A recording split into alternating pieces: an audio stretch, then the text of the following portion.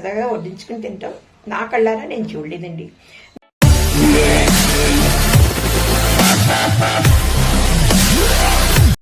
Welcome to CMC channel అండి. ఇప్పటి వరకు మీ నా ఛానల్ సబ్స్క్రైబ్ చేయకపోతే దయచేసి సబ్స్క్రైబ్ చేయండి, లైక్ చేయండి, షేర్ చేయండి.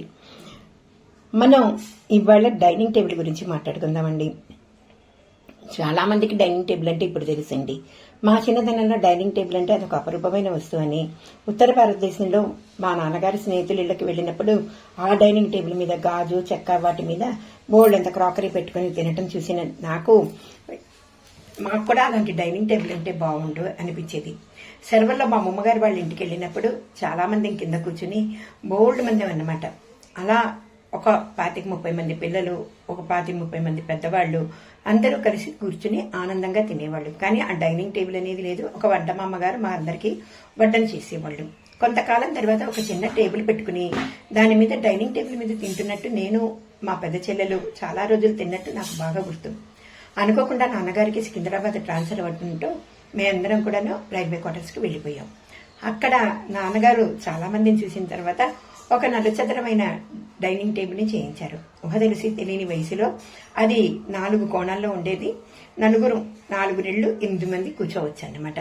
నేను, మా పెద్దక్కయ్య పక్క పక్కన, నాకు ఎదురుకుండా మా నాన్నగారు, మా అక్కయ్యకి ఎదురుకుండా మా చిన్న చెల్లెలు, మా అమ్మగారు ఎదురుకుండా మా పెద్ద చెల్లెలు, ఇటుపక్క మా బామ్మగారు, 7 కూర్చునేవాళ్ళం. 8వ కాది ఖాళీయే.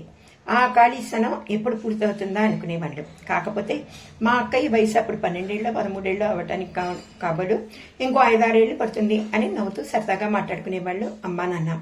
కొంతకాలానికి మా అక్కయ్య పెళ్ళయింది. కొన్నేళ్లకి మా అక్కయ్య గారి పెళ్ళయింది. మా అక్కయ్య పెళ్ళయ్యేటప్పటికి మా బావగారు వచ్చారు. 8 మంది వాళ్ళు అవుతారు అనుకునే లోపల తాంబూలాలు పుచ్చుకుని పెళ్లి మధ్యలో మా బామ్మగారు కన్నుమూశారు. దాంతో ఇంకా మళ్ళా 7 అయ్యారు. అలా ఆ డైనింగ్ టేబుల్ మీద 7 ఉండేవారు. చాలా రోజులు, చాలా ఏళ్ళు. ఎవరైనా మా ఇంటికి చుట్టాలు వచ్చినా కూడాను వచ్చిన వాళ్ళతో కలిసి 20 మందో 30 మందో అయితేనే బ్యాచుల వారీగా కూర్చునేవాళ్ళు. ఒకటి ఖాళీగానే ఉండేది. కారణం ఏంటంటే అది వడ్డించడానికి తేలిగ్గా ఉంటుందని అలా ఉంచేసేవాళ్ళు అన్నమాట. మేము వీళ్ళతో తింటాం, మేము వాళ్ళతో తింటాము అని. నేను ఆ డైనింగ్ టేబుల్ వచ్చాక ఎప్పుడు కూడా 8 మంది కూర్చుని చక్కగా సరదాగా వడ్డించుకుని తింటాం నా కళ్ళారా నేను చూడలేదండి.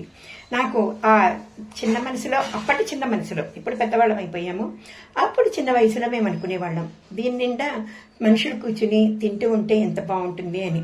దాని మీద పంచభక్ష పరమాణాలు, మడి కొట్టుకున్న వంట వస్తువులు, లేదా వంట చేసిన పదార్థాలు, లేదా ఇదైంది 70 మధ్యలోనో చివరాఖరిలోనో ఒక కల్చర్ వచ్చిందండి, సంస్కృతి. మరి అది ఎలా వచ్చిందో మనకు తెలియదు కానీ దాన్నే బఫే అంటారు. ఆ బఫే వచ్చాక 20 మంది రాని 30 మంది రాని టేబుల్ మీద కూర్చోటం, ఇంకోళ్ళ కోసం ఎదురు చూడటం అనేది పోయింది. కానీ నా చిన్ననాటి జ్ఞాపకాల్లో మేమున్నంత వరకు, మా బావగారు వచ్చేంత వరకు, మా బామ్మగారు, మే 4 అక్క చెల్లెళ్ళం, మా అమ్మ నాన్న 7 కూడా ఆ డైనింగ్ టేబుల్ మీద కూర్చుని భోంచేసేవాళ్ళం. రాత్రిపూట, పొద్దున పూట ఎవరి స్కూళ్ళకి వాళ్ళు వెళ్ళిపోయేవాళ్ళం అన్నమాట. రాత్రిపూట మాత్రం మా నాన్నగారు ఎవరు కూర్చోపోయినా ఆ సీటు ఖాళీగా ఉందేంటి, ఏంటి వాడు కుంట బాలేదా అనేవాళ్ళు. కారణం ఆయన వృత్తిపరంగా కూడా వైద్యుడే కాబట్టి సైకలాజికల్ గా అందరినీ, ఆడపిల్లల్ని, తల్లిని, భార్యని ఆయన చాలా అపురూపంగా చూసుకునేవాడు. భోజనం చేసేటప్పుడు ఇది తింటలేదేంటి, అది తింటలేదే, ఓహో ఇది నీకు నచ్చకపోతే రేపు చేయించద్దు, వంటవాడితో చెప్పి ఇంకోటి మార్చు అని మా అమ్మకు ఆదేశాలు ఇచ్చేవారు మా నాన్నగారు. అందరం కూడా మా నాన్నగారు అంటే ఉన్నత శిఖరం, హిమాలయాలంత ఎత్తు అలా చూసేవాళ్ళం అన్నమాట. దీనికి మూల కారణం డైనింగ్ టేబుల్ అయి ఉండొచ్చు. బహుశా 4 కూర్చుని 6 7 కూర్చుని అలా కబుర్లు చెప్పుకుంటూ ప్రతిరోజు భోజనం చేసేవాళ్ళం. ఒకవేళ సినిమాకి వెళ్ళాలంటే ఓ అరగంట ముందే తినేసేవాళ్ళం అన్నమాట. సెకండ్ షో సినిమాలకు వెళ్ళేవాళ్ళం ఎక్కువగా. ఆ రోజులు మళ్ళా తిరిగి రావండి. ఆ డైనింగ్ టేబుల్ ప్రతీక. వీళ్ళు ఆదుర్తగా తింటున్నారా, గబగబా తినేస్తున్నారా, ఆనందంగా తింటున్నారా, ఆవేదనతో తింటున్నారా అంటానికి కారణం ఆ డైనింగ్ టేబుల్. అది అనేక రుచి పదార్థాలని, అనేక భావాలని, భాషలని కూడాను మోసింది ఆ డైనింగ్ టేబుల్. అవ్వటానికి చక్కదైన, దానికి మనసుండి, దానికి కథలు చెప్పమంటేనే ఎన్నో చెప్పేది. ఆ 8వ స్థానం మాత్రం పూర్తి కానే లేదండి. పోనీలే 2వ అమ్మాయి పెళ్ళవుతుంది, మళ్ళా 2 వస్తారు అనుకున్నారు. కానీ అది అవ్వలేదు. ఎందుకంటేను పెద్ద అమ్మాయి వాళ్ళ ఆయనతోటి వేరే వెళ్లిపోయింది, ఊరు బదిలీ అయ్యి వెళ్లిపోయారు. వీళ్ళు మళ్ళా 7 మిగిలిపోయారన్నమాట. అలా ఎప్పుడు చూసినా కూడా 1-2 స్థానాలు ఖాళీతో ఉండిపోయింది.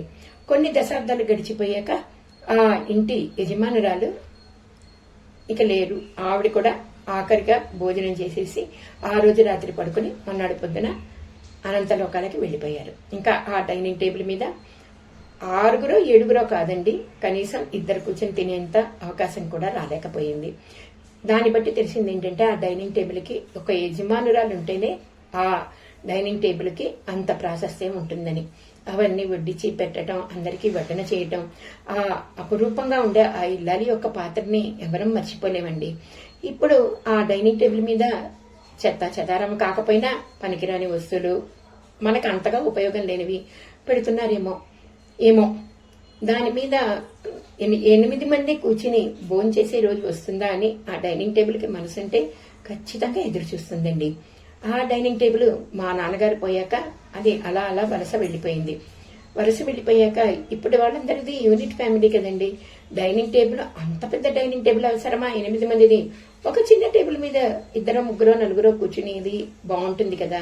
మన కన్వీనియన్స్ కోసం ఆ పిల్లల్ని కుర్చీలో కూర్చోపెట్టి గబగబా ఏదో బ్రెడ్ జామో రొట్టో టిట్టో పెట్టేసి పంపించేద్దాం అని అనుకునేవాళ్ళు కోకొల్లల మంది ఉన్నారు. ఇది మా ఇంట్లో కదే కాదండి, చాలా మంది ఇళ్లలో కదా. దశాబ్దాల నాడు ఉన్న మన జీవన విధానానికి ఇప్పుడు విధానానికి ఎంత తేడా ఉందో ఒక్కసారి గమనించండి. కాకపోతే నా ఉద్దేశంలో, మా సిఎంసి చెన్నవారి ఉద్దేశంలో, మీరు డైనింగ్ టేబుల్ మీదే అక్కర్లేదు, కింద కూర్చొని తిన్నా కుటుంబం మొత్తం ఒక్కసారి భోంచేస్తే 4 కూర్చోండి, 2 కూర్చోండి, 3 కూర్చోండి.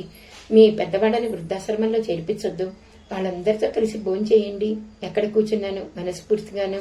మళ్ళా మీకు ఆ డైనింగ్ టేబుల్, ఆ వైభవం, మాకున్న ఆనందం మీకు రాదని నేను ఖచ్చితంగా చెప్పగలను. ఒకసారి ఆలోచించుకోండి. ఒకవేళ అలా ఉన్నవాళ్ళుంటే వాళ్ళందరూ ధన్యజీవులు. వాళ్ళందరికీ నేను జిందాబాద్ చెప్తూ మీ దగ్గర సెలవు తీసుకుంటూ మరో పరికరంతో, మరొక ఫర్నిచర్ దీంతో మన అపరూపాలు సోఫా కానీ కుర్చీ కానీ, ఈ డైనింగ్ టేబుల్ తో పాటు చాలా ఉంటాయండి మన ఇంట్లో, వాటి గురించి మాట్లాడుకుందాం. అంతవరకు సెలవు. ధన్యవాదాలు.